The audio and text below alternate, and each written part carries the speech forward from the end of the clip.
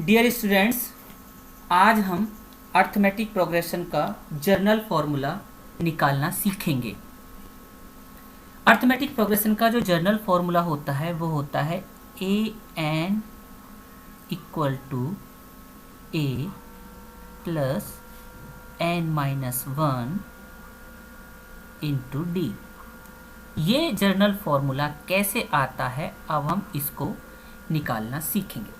सबसे पहले मैं आपके सामने एक अर्थमेटिक प्रोग्रेशन रखता हूँ।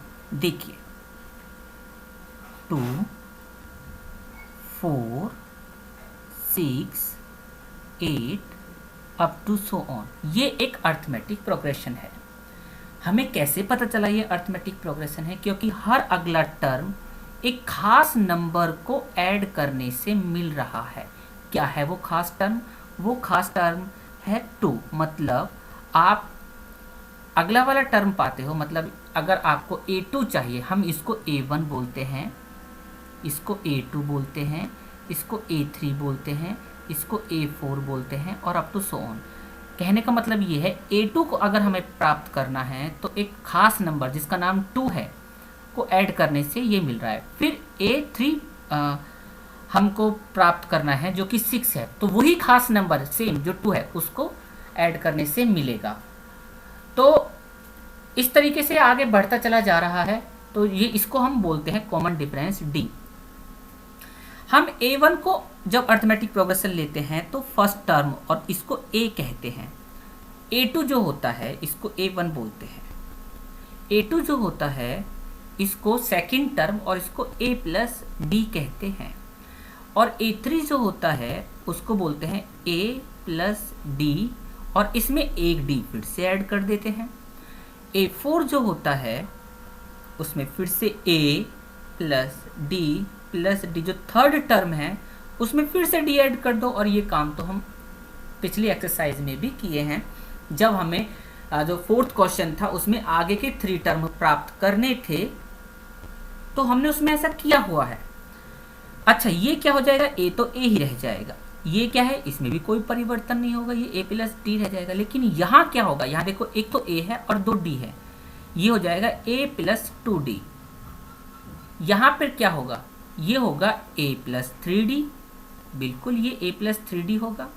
आप मुझे यहाँ पे ये अप टू सो ऑन, आप मुझे ये यहाँ पे बताइए जो पहला टर्म है A1 उसमें कितने D हैं? अरे उसमें तो एक भी D नहीं है। A2 में कितने D हैं? A2 में तो एक D है। A3 में कितने D हैं? A3 में तो 2D हैं। A4 में कितने D हैं? A4 में तो 3D है। इसका मतलब ये है जो ऊपर ये जो यहाँ पे देखिए, यहाँ पर जो हम टर्म लेते हैं या जो भी पद लेते हैं D उससे, ये D वाला टर्म जो होता है A में उससे एक कम जोड़ के आता है। A में 3D जोड़ने पर फोर्थ टर्म मिलेगा, A में 2D जोड़ने पर थर्ड टर्म मिलेगा। इसी तरीके से हम ये कहते हैं, मान लिया हमें एनवा टर्म चाहिए, AN चाहिए, इसको जर्नल टर्म बोलते हैं। तो ये कब मिलेगा? ये मिलेगा A में हमें क्या जोड़ना पड़ेगा? N minus 1 into D. क्योंकि अगर हम A प्लस ND बोलेंगे तो इसमें तो ये N ये तो रूल खराब कर देगा। रूल खराब क्यों कर देगा? फिर रूल के अकॉर्डिंग हमको ये रूल देखो, अगर हमें फोर्थ टर्म चाहिए होता है तो D उससे एक कम होना चाहिए, अगर हमें थर्ड टर्म चाहिए होता है तो D उससे एक कम होना चाहिए। ऐसे ही अगर हमें nवा टर्म चाहिए तो D मतलब nवा जो टर्म चाहिए उससे D में एक कम करके ही मल्टीप्लिकेशन करके आना चाहिए ना। जैसे यहाँ पे 3, फोर्थ टर्म में D में 3 की मल्टीप्लाई कर रहे हैं, थर्ड टर्म में D में 2 की मल्टीप्लाई कर रहे हैं, ऐसे ही nवे टर्म में D में n माइनस 1 की मल्टीप्लाई करते हैं। ये हमारा nवा टर्म होता है, ये nवा टर्म है। हम ये क्यों कर रहे हैं? क्योंकि नेक्स्ट एक्सरसाइज हमें इस पे आधारित है और इस पे हमें बहुत सारे क्वेश्चन करने हैं। इसमें हमें क्या दिया होता है, इसमें कभी ये AN दे दिया होता है, कभी A दे दिया होगा।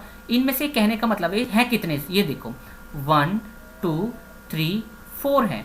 4 में से कोई 3 दे देगा और एक नहीं देगा। जो एक नहीं देगा उसी को वो पूछेगा और वो कंडीशन के अकॉर्डिंग है। कभी वो AN हो सकता है, कभी A हो सकता है, कभी N हो सकता है और कभी D हो सकता है। वो कंडीशन के अकॉर्डिंग है, वो कुछ भी हो सकता है। धन्यवाद।